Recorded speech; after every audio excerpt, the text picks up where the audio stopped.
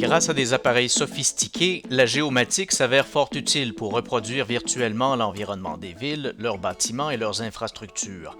Le professeur Richard Fournier du département de géomatique appliquée développe quant à lui des méthodes pour mettre ces techniques au service de la forêt. Avec certains étudiants, il utilise notamment le LIDAR, un appareil de mesure qui dispose d'un faisceau laser. Le LIDAR terrestre en particulier, nous permet d'avoir une nouvelle dimension dans les mesures que l'on prend. C'est un peu comme l'instrument d'un théodolite où on a une mesure de distance précise, mais cette même information-là, maintenant, peut être prise au niveau tridimensionnel de tout notre environnement. La géomatique semble annoncer une petite révolution pour la gestion des forêts. Encore aujourd'hui, les méthodes de mesure traditionnelles prennent du temps et sont relativement limitées. Les mesures traditionnelles en forêt se prennent par photographie aérienne. Il y a un interprète qui va déterminer qu'est-ce qu'il y a comme forêt, va faire des polygones et va dire voilà, c'est tel type de forêt auquel on a affaire. Un technicien forestier va aller sur le terrain, prendre les mesures sur les placettes, le nombre d'arbres, leur diamètre de tronc au niveau de la poitrine, comme ça.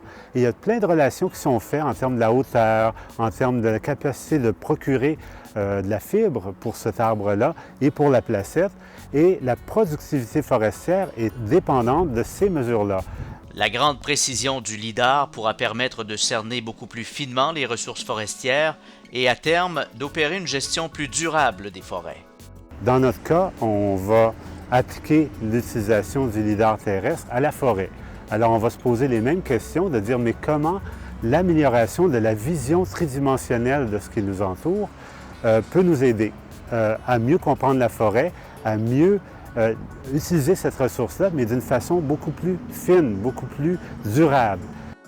Mais au-delà de la collecte de données fournies par le LIDAR, le défi du chercheur est de bien interpréter cette masse d'informations afin de la rendre utilisable. On a des instruments extrêmement performants, des instruments qui nous offrent une capacité de voir des choses que l'on ne voyait pas avant, de mesurer des éléments. Si on va dans la forêt, par exemple, la quantité de lumière qui peut être perçue dans tous les endroits de la forêt, la quantité de surface foliaire qui nous amène à mieux comprendre les processus qui sont en place. On parle beaucoup de développement durable, on parle beaucoup d'amélioration des méthodes.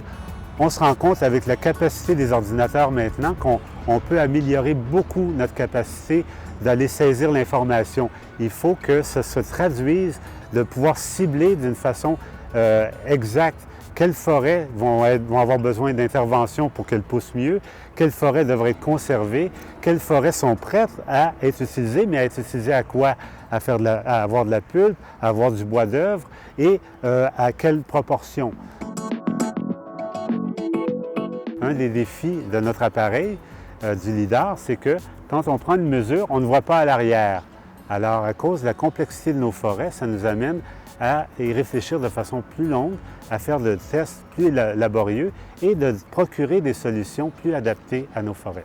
Moi, je dirais que facilement, d'ici 8 à 10 ans, le LIDAR terrestre pourrait être introduit dans les mesures d'inventaire terrestre. Mais le LIDAR aérien est déjà dans l'opération courante en Scandinavie et dans quelques autres pays. Alors ça risque d'arriver même plus rapidement pour le LIDAR aéroporté. Donc, moi, je peux voir que le LIDAR terrestre va prendre aussi son importance en continuité de ça.